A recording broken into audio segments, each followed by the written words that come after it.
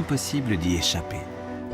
Cette nourriture abondante, trop sucrée, pleine de mauvais gras, nous cerne. Elle est partout. Et depuis des décennies, le corps encaisse mal ces nouvelles habitudes alimentaires. Mais qu'en est-il du cerveau? Notre santé mentale, nos humeurs et nos capacités cérébrales sont-elles aussi à la merci d'un mauvais coup de fourchette? On sait que la malbouffe fait grossir, mais la science nous dit désormais qu'elle pourrait aussi faire rétrécir nos cerveaux. Attachez vos serviettes, les scientifiques passent à table. Une alimentation riche en gras et en sucre conduit à des modifications des parties du cerveau utilisées pour la mémoire. C'est un domaine de recherche récent, une science neuve qui met au jour une nouvelle facette de la nutrition. Une consommation importante de matières grasses et de sucre reprogramme le cerveau. Ce qui vous passe par la tête dépend aussi de ce que vous mettez dans votre assiette.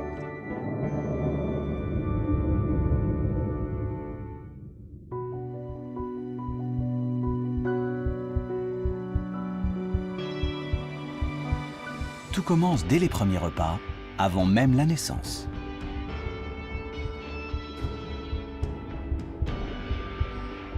Le cerveau se construit pendant la grossesse. Son fonctionnement plus tard dépend de la manière dont il aura été nourri et de ce que la mère aura avalé pendant 9 mois.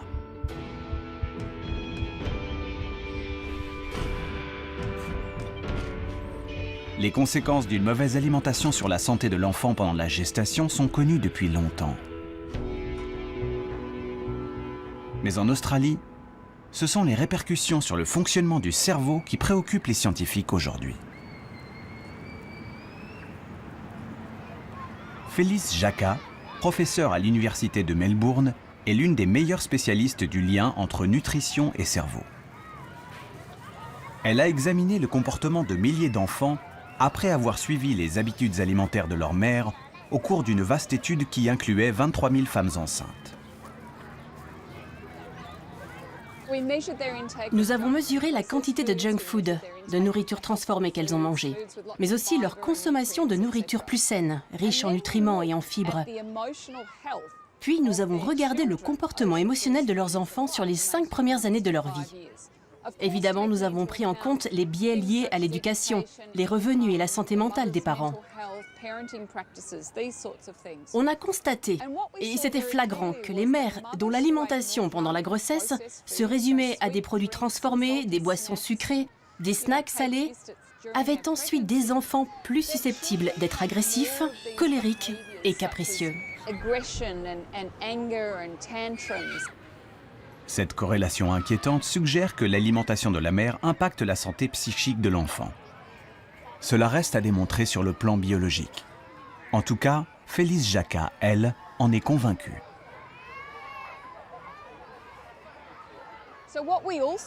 Cette étude norvégienne nous a aussi permis de découvrir que l'alimentation de l'enfant comptait autant que celle de la mère. Trop de malbouffe et trop peu d'aliments sains génèrent plus de comportements colériques et agressifs, mais aussi plus de tristesse, d'anxiété, d'inquiétude et de cauchemars. Depuis, les conclusions du professeur Jacka ont été confirmées par des études menées en Espagne, aux Pays-Bas et au Canada. Il existe un lien entre la qualité de l'alimentation et les problèmes d'humeur chez les enfants. Mais quelle en est la nature? De quelle façon la nourriture vient-elle interférer avec le fonctionnement des neurones? Les excès de gras et de sucre sont désormais dans le collimateur des scientifiques qui travaillent sur le cerveau. Les excès, mais aussi les carences. La nourriture transformée, la junk food souvent vide de nutriments, n'apporte pas tout ce dont le corps et surtout les neurones ont besoin.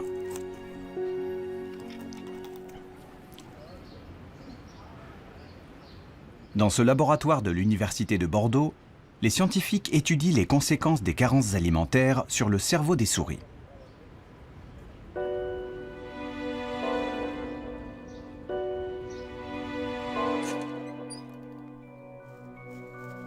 Cette expérience sert à mesurer l'anxiété. L'animal a le choix. Explorer la partie éclairée ou bien se terrer dans l'ombre.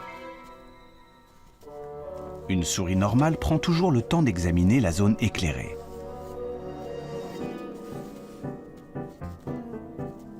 Mais celle-ci a été privée d'oméga 3 pendant sa croissance. Les oméga 3, c'est ce bon gras surtout connu pour ses bienfaits sur le cœur et les artères. Au lieu d'explorer l'environnement, la souris se réfugie dans un recoin sombre pour ne plus en sortir. Elle est stressée, angoissée. L'expérience a été reproduite de nombreuses fois sur des dizaines de souris. Pour les chercheurs, cet étrange comportement s'explique simplement. Sans oméga 3 pour se construire, le cerveau ne fonctionne pas normalement, car notre matière grise est à 90% composée de graisse qu'il ne sait pas fabriquer lui-même.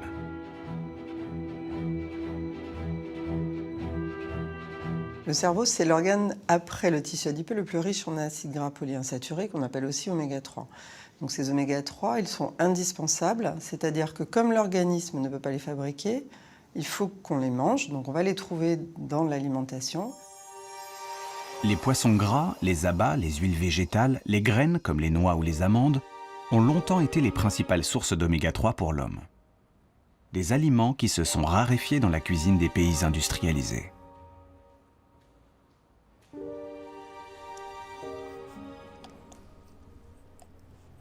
Alors, Sophie Layet a voulu aller plus loin et comprendre ce qui cloche dans le cerveau de ces souris anxieuses qu'on a privées d'oméga 3. Elle a examiné leurs neurones de très près. Et sous le microscope, des anomalies apparaissent clairement. Ici, les neurones ont une arborisation, c'est-à-dire tous ces prolongements qui est réduite en situation de carence alimentaire en oméga 3.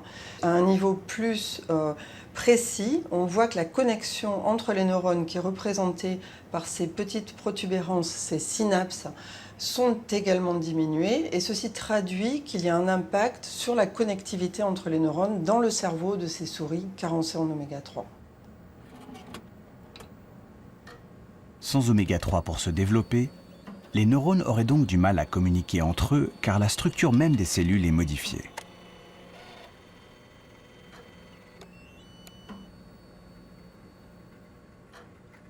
Les oméga 3 que l'on consomme vont rentrer dans le cerveau et s'incorporer dans les membranes des neurones.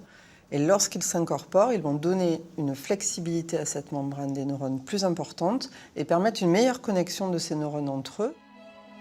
La quantité d'oméga 3 qui pénètre dans le cerveau est cruciale pour rendre les cellules cérébrales plus efficaces. Car lorsque ces acides gras s'incorporent aux membranes, ils en améliorent les propriétés électriques. Dans les neurones riches en oméga 3, le signal se propage plus vite. Le réseau est plus efficace. Priver le cerveau d'oméga 3, c'est donc prendre le risque qu'il fonctionne moins bien. La population générale est carencée en oméga 3. On a des apports insuffisants en oméga 3. Donc c'est important d'y veiller, de faire attention, surtout dans les périodes particulières, comme la période développementale, qui est cette période où les oméga 3 s'incorporent massivement dans le cerveau. Également l'adolescence, puisque l'adolescence est une période particulière de changement alimentaire. Et puis également au cours du vieillissement, où l'incorporation dans le cerveau des oméga 3 a tendance à être moins efficace. Donc il faut augmenter la prise d'oméga 3.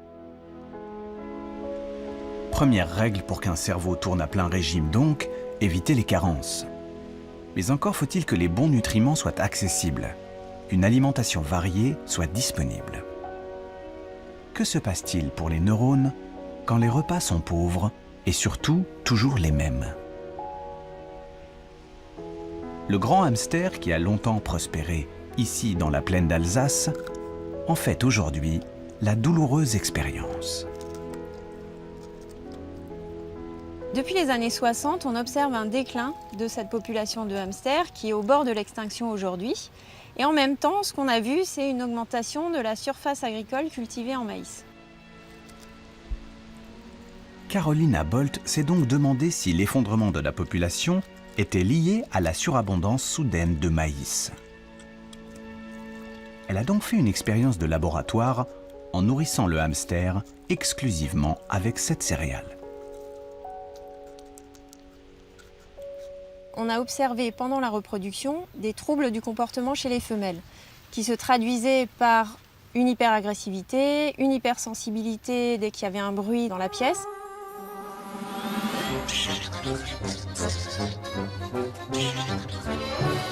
Et surtout, ce à quoi on ne s'attendait pas, c'est que ces femelles ont dévoré leurs petits dès le premier jour après leur naissance. Et ce comportement a été observé chez plus de 80% des femelles. Un piètre régime alimentaire suffit donc à faire glisser le hamster dans une folie meurtrière. En cause, une simple vitamine. C'est une carence en vitamine B3 qui est à l'origine de ce comportement anormal, puisque lorsque nous les avons supplémentées en vitamine B3 en plus de leur régime à base de maïs, elles ont retrouvé un comportement tout à fait normal et elles se sont mises à allaiter leurs petits, à les élever comme des femelles nourries avec un régime diversifié. La mésaventure du hamster a quelque chose d'inquiétant.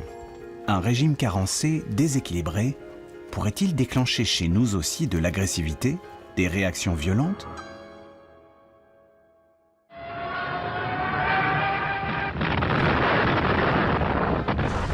Les archives de la dernière guerre en Hollande ont fourni aux scientifiques l'occasion d'étudier cette question. À l'époque, les privations alimentaires ont eu de lourdes conséquences sur les comportements de toute une génération. Pendant la Deuxième Guerre mondiale, il y a eu une famine aux Pays-Bas. Et pendant cette période, des femmes enceintes ayant souffert de la faim ont donné naissance à des enfants qui, plus tard, vers 18-19 ans, ont montré des troubles de sociabilité plus importants que les gens du même âge, nés à une autre époque. Impulsivité, agressivité et violation récurrente de la loi. Cette génération a été particulièrement marquée. Depuis, de nombreux travaux établissent un lien entre violence et qualité de l'alimentation au quotidien.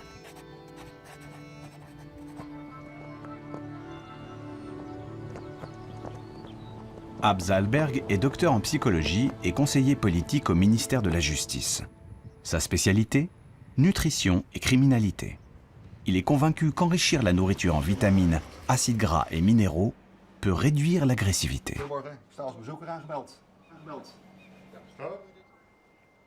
Difficile de tester cette hypothèse dans la vraie vie, car beaucoup de facteurs et de circonstances peuvent influencer nos comportements, nos pulsions. Afin d'étudier l'alimentation dans un contexte quasi idéal, sans l'influence de nombreux paramètres, il a choisi la prison.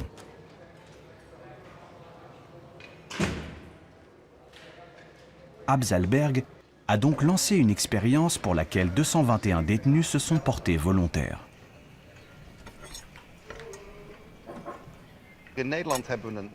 Ici, aux Pays-Bas, nous avons mené une étude sur de jeunes détenus dans 8 prisons différentes. Pendant 3 mois, nous leur avons donné des suppléments de vitamines, minéraux et acides gras. Puis nous avons regardé l'effet sur leur comportement. Nous l'avons mesuré de 2 manières différentes. D'abord, nous avons demandé directement aux détenus à quel point ils se sentaient agressifs. Puis nous avons demandé aux surveillants leur point de vue sur la question. Mais surtout, nous avons regardé le registre des incidents, le nombre de fois où les détenus étaient punis. Et on a vu que les placements à l'isolement avaient grandement baissé. Dans le groupe de détenus dont les repas ont été améliorés, le nombre d'incidents a été réduit d'1 tiers.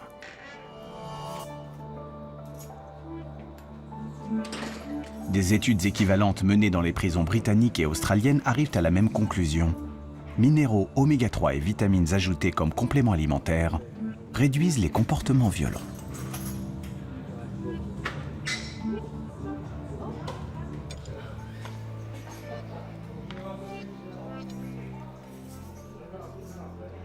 L'étape suivante, c'est de tester si nos découvertes scientifiques peuvent être mises en pratique. Nous avons plusieurs projets avec l'administration pénitentiaire. Nous verrons si une modification de l'alimentation peut être envisagée comme un moyen de réguler l'agressivité. Ce que nous ingérons a donc le pouvoir de changer nos humeurs, de stimuler certaines pulsions. Mais le contenu de l'assiette pourrait-il aussi influencer nos décisions? Celles que nous croyons prendre le plus librement du monde?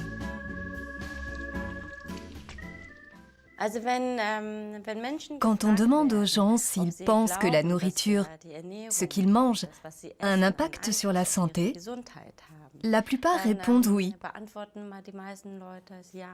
Mais lorsqu'on leur demande si l'alimentation peut aussi influencer les pensées, les décisions, très peu de gens sont prêts à croire que c'est le cas. Pourtant, dans le très sérieux institut de psychologie de l'université de Lübeck en Allemagne, le professeur So-Young Park en a, pour la première fois, apporté la preuve. Ses travaux ont révélé le mécanisme par lequel la nourriture pouvait influencer nos pensées. Et pour cela, la chercheuse a élaboré une expérience plutôt originale. Imaginez que vous deviez résoudre le dilemme suivant. L'argent posé sur la table est à partager en 2 sommes. Mais c'est votre partenaire de jeu, un inconnu, qui décide de la répartition. Je te donne les 2 € et j'en garde 8 pour moi. Si vous acceptez cette offre injuste, vous repartez avec un peu d'argent, mais beaucoup moins que lui. Si vous refusez, personne ne gagne rien. Alors, que feriez-vous ? Vous acceptez l'offre et prenez les 2 €, quitte à vous sentir floué, ou vous refusez et vous repartez les poches vides, mais gardez la tête haute. Eh bien, il s'avère que prendre ou ne pas prendre l'argent dépend d'une condition surprenante, ce que vous venez d'avaler.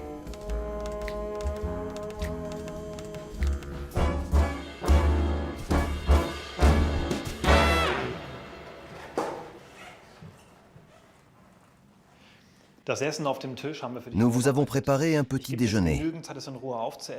La seule consigne à respecter, c'est de tout manger. Je reviens plus tard pour la partie comportementale. Bon appétit.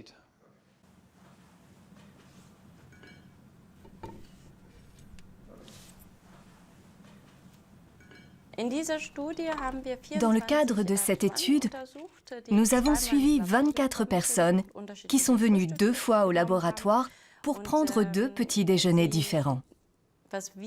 Nous avons constaté qu'une même personne prenait des décisions complètement différentes en fonction de ce qu'elle avait mangé le matin. Pour le cobaye, les 2 petits déjeuners ont l'air identiques. En réalité, l'un est beaucoup plus protéiné que l'autre. La proportion de protéines par rapport au sucre est le seul paramètre qui change. Quelques heures après le repas, le cobaye passe alors plusieurs tests sur un ordinateur. Aujourd'hui, il a tendance à accepter l'offre. Son intérêt l'emporte sur son agacement. Il partira avec un peu d'argent en poche. La semaine passée, il avait surtout refusé et n'avait presque rien gagné. Le sujet ayant consommé un petit déjeuner plus riche en protéines le matin s'est montré tolérant aux offres injustes. À l'inverse, le sujet ayant consommé un petit déjeuner riche en glucides s'est montré plus intransigeant devant les offres injustes. En moyenne, le sujet, quand il a eu peu de protéines, rejette les offres injustes 2 fois plus souvent. Mais comment expliquer un résultat aussi surprenant ? Pour comprendre et apporter une preuve biologique à cette observation, les scientifiques ont procédé à des analyses sanguines. Nous enverrons le sang au laboratoire pour analyse. On va mesurer le taux d'hormones et d'acides aminés. Pour les hormones, on s'intéresse à l'insuline, au cortisol, l'adrénaline et l'ACTH. Et pour les acides aminés, au tryptophane et à la tyrosine.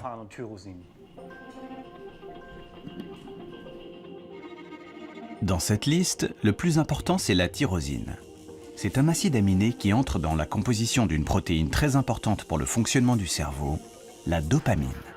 Cette molécule assure la communication entre les neurones, impliqués dans la motivation et la prise de risque.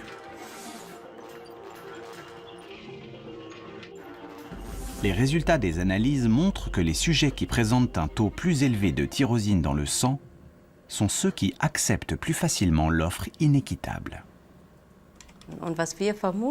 Nous supposons donc que l'augmentation de tyrosine dans le sang augmente la quantité de dopamine dans le cerveau, qui à son tour change le comportement. Autrement dit, en quelques heures, ce que nous mangeons modifierait subtilement la chimie du cerveau et donc la communication entre les neurones, suffisamment pour orienter certaines de nos décisions. À l'Institut de psychologie de Lübeck, les expériences se poursuivent pour confirmer ce résultat, car il s'agit d'une première et les implications sont nombreuses. Dans la mesure où nous mangeons 3 fois par jour, chaque jour, nous réalisons que la nourriture possède un immense pouvoir, celui de modifier et de modeler l'homme. Il est donc indispensable de réfléchir à la manière dont nous pouvons nous servir de l'alimentation pour favoriser notre bien-être ou optimiser notre état mental. Entre les carences alimentaires qui ramollissent le cerveau, perturbent les humeurs, et le menu qui interfère avec les décisions du quotidien, il est de plus en plus clair que l'alimentation joue un rôle prépondérant dans notre vie psychique.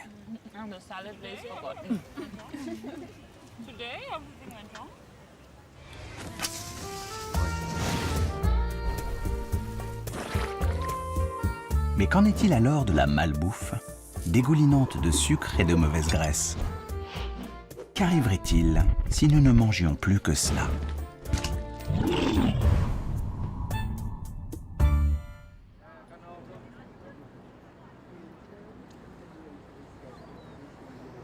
C'est l'objet des recherches menées ici en Australie, à l'Université de Sydney.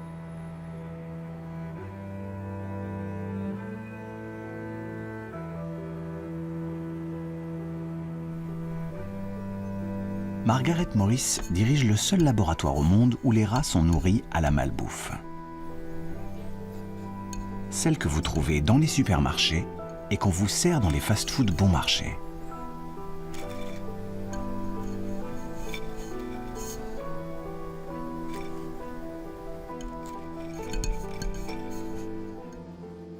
Pour nos expériences, nous utilisons ce que tout le monde mange en Occident.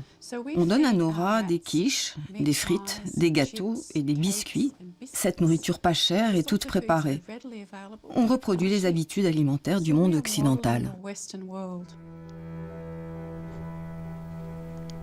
Première conséquence, le rat double ses rations alimentaires.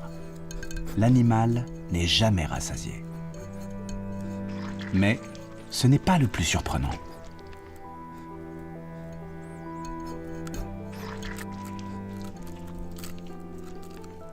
Notre sujet de recherche principal concerne l'impact de cette alimentation sur la mémoire. Nous pouvons le mesurer facilement grâce au test de la reconnaissance de position des objets. Pour ce test, la chercheuse place des objets dans l'environnement d'un rat. Celui-ci vient immédiatement les examiner, car les rongeurs sont très curieux par nature. Une fois que l'animal a terminé son exploration et mémorisé son environnement, il est momentanément mis à l'écart. Puis on remet l'animal en présence du même objet que l'on a changé de place.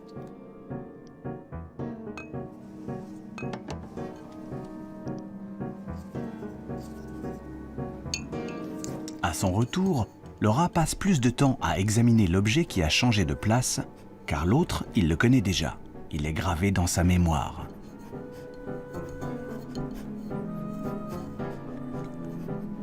Les rats suralimentés, eux, se comportent différemment.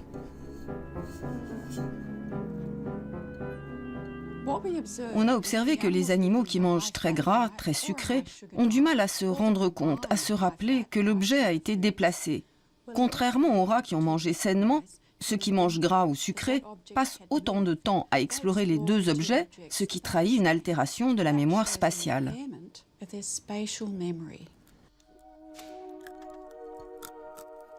Les rats suralimentés ont une mémoire spatiale abîmée, mais aussi d'autres dysfonctionnements qui sonnent comme un signal d'alarme pour les scientifiques.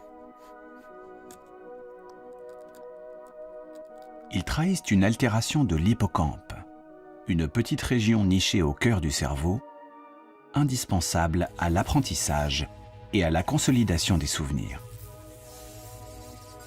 Et les dernières études montrent que, chez l'homme, une alimentation trop riche interfère aussi avec l'hippocampe.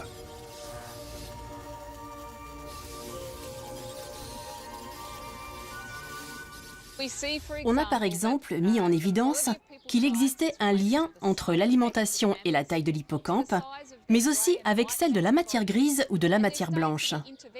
Des études d'intervention commencent aussi à sortir. Elles montrent que 4 jours d'un régime à base de malbouffe suffisent à altérer les fonctions cognitives qui dépendent de l'hippocampe. You order Coke? It tastes good. You didn't care if it was a Coke. You just wanted I wanted a Coke. I like the taste. Oh! Can I get some fries with that? Notre mémoire, nos capacités intellectuelles, sont-elles vraiment menacées par nos nouvelles habitudes alimentaires? Il est encore trop tôt pour être catégorique. Mais les indices s'accumulent et inquiètent les scientifiques. Margaret Morris cherche désormais à comprendre comment une nourriture trop riche perturbe le cerveau de ces rats au point d'en affecter l'efficacité.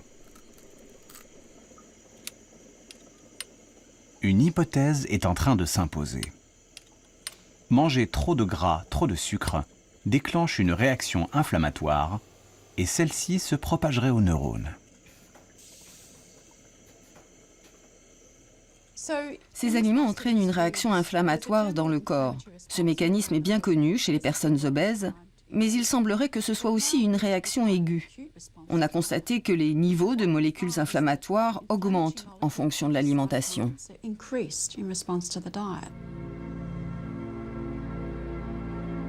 Une alimentation trop riche déboussole le système immunitaire.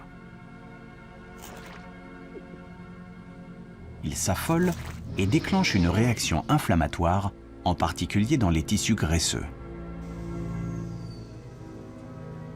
Nos masses grasses libèrent des molécules qui propagent ensuite cette inflammation dans tout le corps. On pensait les neurones épargnés par le phénomène, bien à l'abri derrière la barrière hémato-encéphalique. Cette membrane, qui entoure les vaisseaux sanguins et normalement protège le cerveau. L'augmentation de l'inflammation dans le corps se propagerait au cerveau. La raison en est que la barrière hémato-encéphalique, qui protège normalement le cerveau des molécules inflammatoires, peut être détériorée par l'alimentation et devenir poreuse. Des fuites qui laisseraient passer ces molécules. Chez le rat, en réaction à la nourriture, on a observé des changements dans les niveaux de molécules inflammatoires à l'intérieur du cerveau. Et ceci était corrélé à la perte de mémoire. L'inflammation qui s'infiltre dans les méninges déclencherait alors un phénomène particulièrement surprenant. Dans son laboratoire, Sophie Layet vient de montrer chez des souris suralimentées que certaines cellules immunitaires du cerveau, les cellules microgliales, se mettent à dévorer les neurones. Ces cellules microgliales au sein du cerveau sont importantes parce qu'elles peuvent manger, grignoter les neurones qui sont morts. Or, lorsqu'elles sont dérégulées, et en particulier en situation de nutrition déséquilibrée, elles se mettent à manger des neurones qui sont vivants. Et donc, de fait, en consommant de façon excessive ces neurones, finalement, elles vont détruire, ou en tout cas participer à la destruction des réseaux neuronaux et de neurones qui sont vivants et qui devraient être fonctionnels. La réaction des cellules microgliales a été filmée in vitro. Ce sont elles que l'on voit s'agiter sur ces images. En rouge apparaissent les fragments de neurones qu'elles ingurgitent. Chez une souris obèse, l'activité devient frénétique. Ce phénomène, au cœur des neurones, est aujourd'hui suspecté de nuire significativement au bon fonctionnement du cerveau.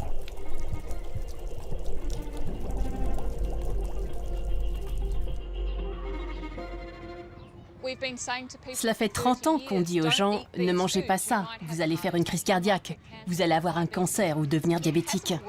Et ça n'a rien changé aux comportements alimentaires. On espère que si les consommateurs comprennent que ce qu'ils avalent est vraiment important pour la santé de leur cerveau et celui de leurs enfants, cela aura un impact plus profond sur leurs choix alimentaires.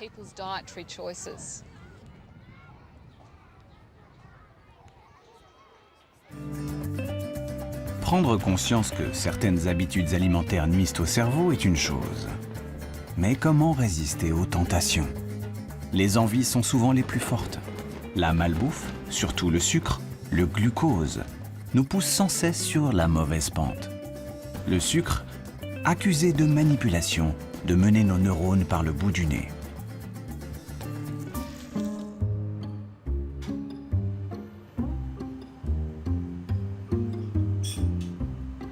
Microscope, mini-manipulateur et enregistreur ultrasensible.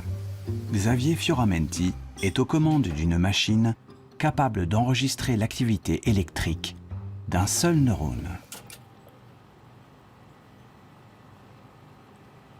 Le principe est simple.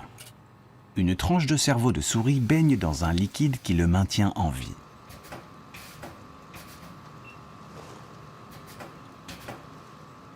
Et méticuleusement, le chercheur approche une électrode.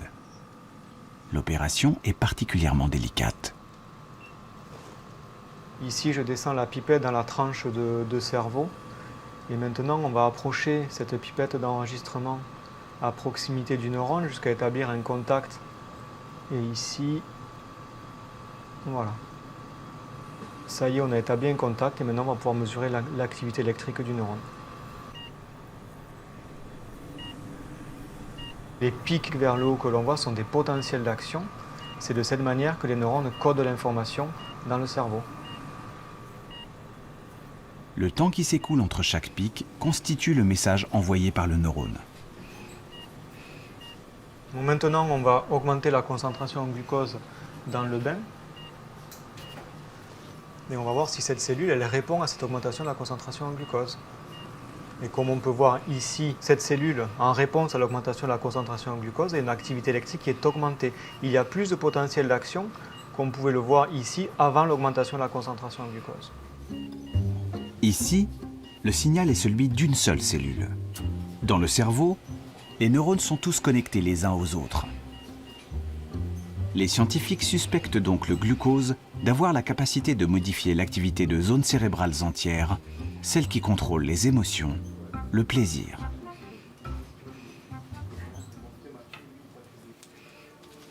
Est-ce ainsi que le sucre assure son emprise sur notre volonté ?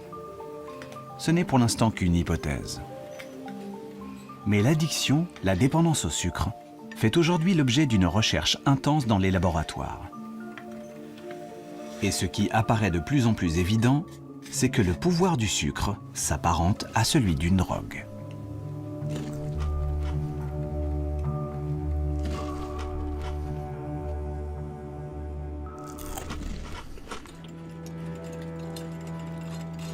Serge Ahmed a été un des premiers à en apporter la preuve avec une expérience très simple.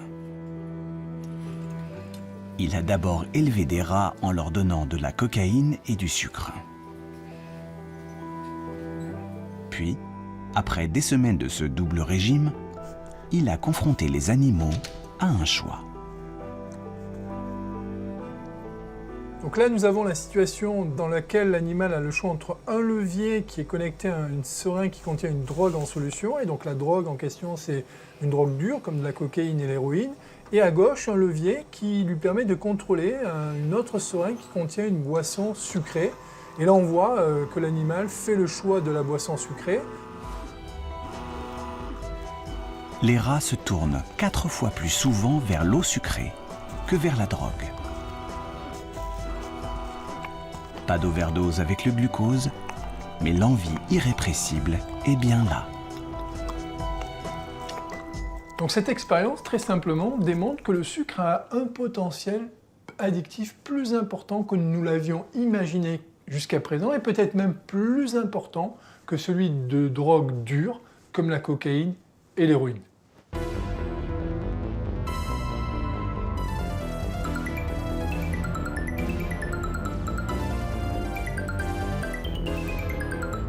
Aujourd'hui, on vit dans un environnement alimentaire qui est un peu devenu fou, dans lequel on va retrouver du sucre dans tout un tas d'aliments. Donc bien sûr dans des aliments dans lesquels on s'y attend, comme par exemple les boissons sucrées, mais on va retrouver également du sucre dans des aliments qui n'ont pas vocation à être sucrés, comme par exemple le jambon ou la soupe, et on pourrait citer d'autres exemples. Et rajouter du sucre dans ces aliments-là va justement contribuer au fait qu'on va rendre des gens accros à leur insu.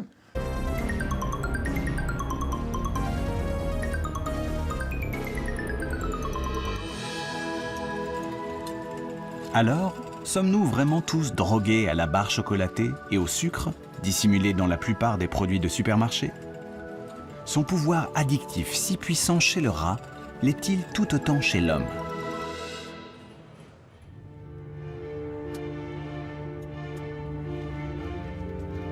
L'influence de la nourriture sucrée sur le cerveau humain est justement à l'étude ici, à l'Institut de recherche de l'Oregon.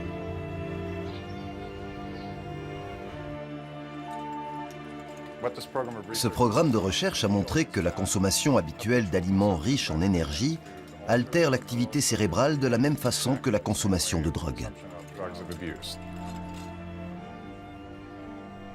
Eric Stice a recruté une centaine d'étudiants dont la moitié avait l'habitude de s'empiffrer de crème glacée, tandis que l'autre n'en mangeait jamais. Tous sont venus au laboratoire pour siroter un milkshake à l'intérieur d'une machine IRM et livrer le secret de leur activité cérébrale. Aujourd'hui, on va vous donner du milkshake au chocolat et enregistrer l'activité de votre cerveau au moment où vous avalez le milkshake et juste avant. Il s'agit d'étudier les conséquences neuronales de la consommation d'aliments très caloriques.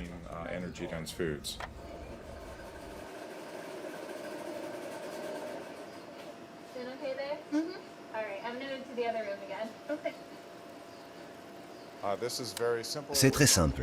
Vous allez boire du milkshake et vous aurez juste à rester immobile. Après l'avoir gardé en bouche 5 secondes, vous pourrez l'avaler. On répétera cette expérience plusieurs fois. Grâce à un simple tuyau, le sujet sirote le milkshake sans bouger la tête. On a découvert que chez les gens qui n'ont pas l'habitude de manger de la crème glacée, le circuit de la récompense s'active facilement. Il s'allume de manière très forte. En revanche, chez ceux qui mangent souvent de la crème glacée, la réaction est différente. Il n'y a pratiquement aucune activation. Cela montre que la consommation régulière d'aliments très caloriques réduit le plaisir que l'on ressent lorsqu'on en mange. Le circuit de la récompense est une région cérébrale qui contrôle la sensation de plaisir. Elle est particulièrement sensible à la consommation de sucre. Mais trop en manger finit par atténuer sa réactivité. À dose égale, le plaisir ressenti s'en trouve réduit. Ce qui est intéressant, c'est que ceux qui consomment de la cocaïne ou d'autres drogues très régulièrement présentent une tendance très similaire. Ils doivent augmenter leur consommation pour ressentir le même plaisir. En cause, la diminution de la réaction du circuit de la récompense lorsqu'ils consomment trop de ce qui leur procure du plaisir. Autrement dit, il en faut toujours plus pour avoir sa dose. Comme chez le rat, le sucre agirait donc sur notre cerveau à la manière d'une drogue. Son pouvoir addictif est-il pour autant aussi puissant chez l'homme?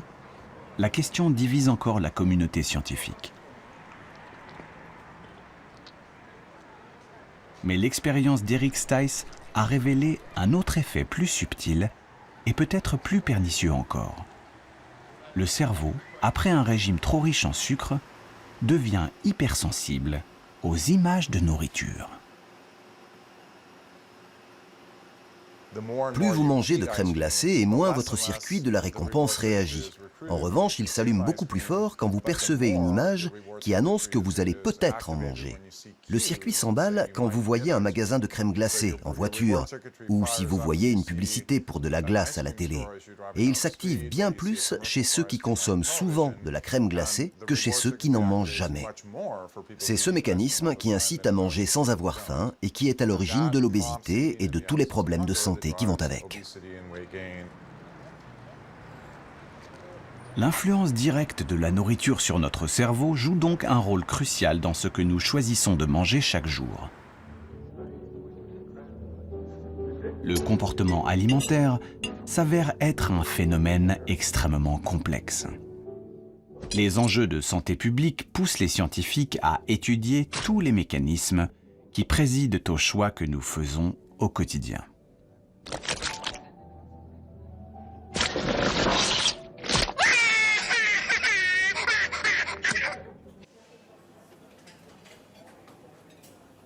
Que se passe-t-il vraiment dans le cerveau au moment de prendre un dessert plutôt qu'une entrée, un poisson plutôt qu'une viande? Qui tire vraiment les ficelles?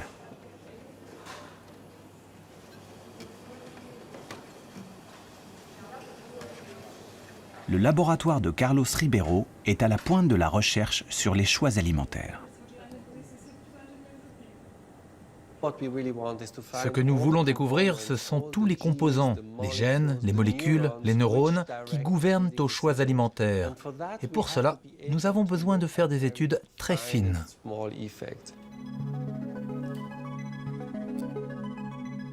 La simplicité de son modèle, la mouche, permet d'explorer de nouvelles voies, de nouvelles hypothèses. Pour comprendre le comportement alimentaire de la mouche, Carlos Ribeiro vient de mettre au point une machine qui permet de suivre dans les moindres détails les choix que fait l'insecte quand il passe à table. Lorsque la mouche touche la nourriture, on peut le voir avec ce capteur. Il s'agit du même que celui utilisé dans une tablette ou un téléphone tactile. Mais là, on ne détecte pas un doigt, mais le contact avec la nourriture. Ce qui nous permet d'analyser de manière précise le choix de la mouche entre protéines et sucre, mais aussi comment elle mange, en quelle quantité, à quelle vitesse, à quelle fréquence. On peut vraiment disséquer tous les détails de ces décisions contrôlées par le cerveau. Grâce à cette technique, Carlos a prouvé que ce qui oriente le choix alimentaire, ce sont d'abord les carences. Naturellement, les mouches privées de protéines préfèrent la nourriture riche en protéines. Mais en regardant de plus près, il a observé que ce n'est pas toujours le cas.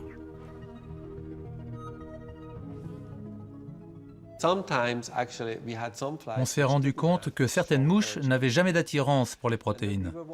On a donc cherché à comprendre pourquoi. Et on a découvert que l'intestin des mouches qui ne s'intéressaient pas aux protéines était colonisé par des bactéries. Après avoir réalisé de nombreuses expériences, on a montré qu'il existait 2 bactéries spécifiques qui inhibent l'appétit pour les protéines. Ces 2 bactéries ont donc un impact très important sur l'envie de protéines chez les mouches. Les mouches, au moment de choisir leur alimentation, sont donc influencées par les bactéries présentes dans leur intestin. Cette découverte inattendue soulève évidemment une question importante. Les bactéries de notre propre flore intestinale, ce que les scientifiques appellent le microbiote, sont elles aussi à la manœuvre dans notre cerveau? Jouent-elles un rôle dans nos préférences alimentaires?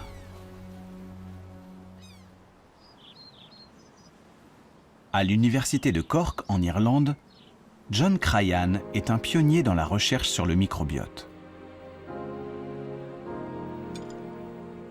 Il a réussi à prouver que chez les mammifères aussi, les bactéries de l'intestin interviennent dans certains comportements. Lorsque vous prélevez des bactéries sur des souris anxieuses et que vous les transplantez à des souris normales, le niveau d'anxiété de ces dernières augmente et vice-versa. Lorsque vous prenez des bactéries chez des souris sereines, vous pouvez normaliser le stress des souris anxieuses. Les scientifiques commencent même à comprendre comment ces bactéries dialoguent avec les neurones.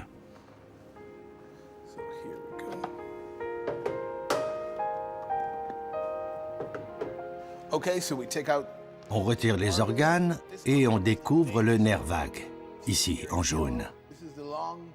C'est le long nerf connecté à tous les organes qui descend jusque dans les intestins. C'est vraiment la voie de communication clé entre nos intestins et notre cerveau.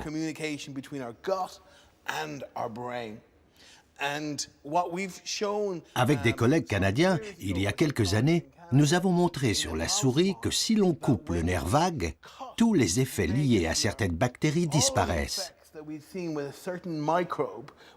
Ceci montre bien que le nerf vague est une voie de communication clé entre les intestins et le cerveau.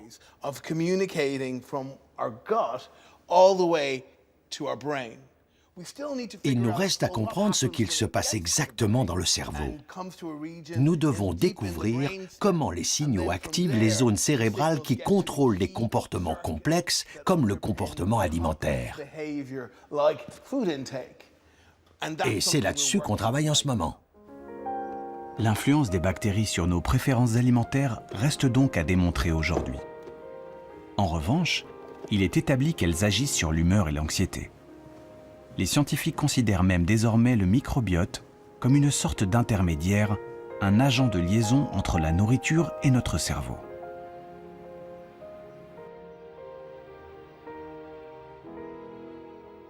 Le principal facteur qui influence la flore intestinale, c'est la nourriture que nous consommons. La diversité de l'alimentation est essentielle. De notre naissance à notre mort, elle détermine la composition du microbiote. On commence tout juste à se rendre compte de l'influence de ce que nous mangeons sur la composition de nos bactéries et donc de l'importance de notre alimentation dans ce qui se passe dans notre cerveau. Notre bien-être dépend donc, entre autres, de celui de notre microbiote. Un bon régime pour notre humeur est un régime qui convient d'abord aux bactéries de nos intestins. Ce constat a fait naître l'idée de se servir de l'alimentation pour cajoler son cerveau et ménager sa santé mentale. Et là, c'est le fameux régime méditerranéen qui a séduit les scientifiques. Le régime méditerranéen est très riche en végétaux. Beaucoup de verdure, beaucoup de légumes, mais aussi des fruits. Un autre élément important, les légumineuses, comme les haricots, les lentilles et les pois chiches. Également les noix et les graines, le poisson et bien sûr l'huile d'olive. L'huile d'olive est une composante très importante du régime méditerranéen. On pense que cette variété alimentaire permet une plus grande diversité du microbiote qui vit dans nos intestins. Le lien entre cette diversité au sein des intestins et une bonne santé a été mis en évidence.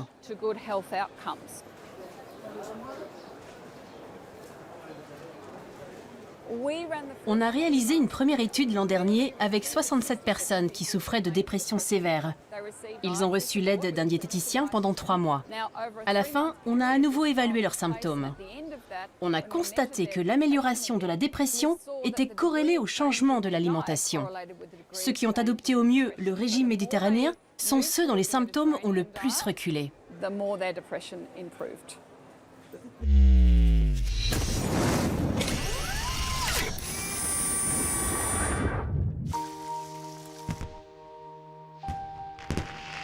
Mettre la cuisine au service de son cerveau est une idée qui fait son chemin. Les scientifiques explorent désormais toutes les pistes. Les épices vantées depuis des siècles par la médecine traditionnelle indienne sont désormais étudiées dans les laboratoires pour leurs vertus sur le mental.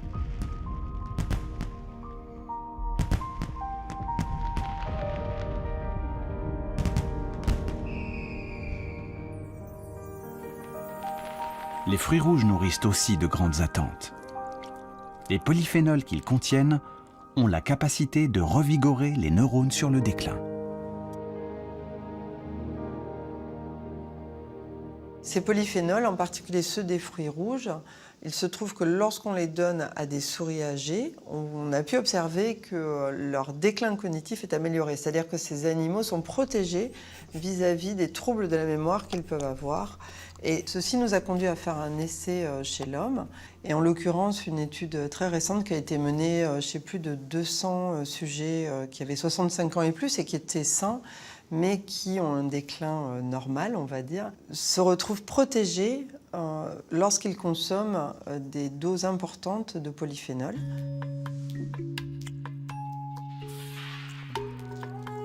Les fruits rouges et les épices sont-ils les ingrédients miracles pour des neurones éternellement jeunes? Il est encore prématuré de le dire. La science commence à peine à découvrir les secrets de cette relation inattendue entre l'alimentation et le cerveau. Le menu idéal pour nos méninges reste largement un mystère aujourd'hui. Mais un régime diversifié, équilibré, qui boude la nourriture transformée, le sucre, et qui favorise les fruits et les légumes, semble à ce jour la meilleure recette pour préserver au mieux ses facultés mentales. Ma grand-mère disait, « Tu es ce que tu manges, alors mange bien ». Et la science est en train de montrer à quel point elle avait raison. Dans les années à venir, il est fort probable que l'on commence à penser nutrition et médecine personnalisée et à comprendre très clairement comment les aliments interagissent avec le cerveau. Si on limitait les carences, est-ce que cela ferait baisser la criminalité? Trop tôt pour le dire. Ce qu'on sait, c'est que quand on fait le pari d'une alimentation saine, cela a des effets sur le comportement. Plus on mange de barres chocolatées, plus on est sensible aux sollicitations. Et plus on mange de barres chocolatées. C'est monstrueux. La meilleure chose à faire si vous avez des enfants, c'est de leur donner une alimentation saine et pas ce genre de merde. J'ai dit merde, désolé.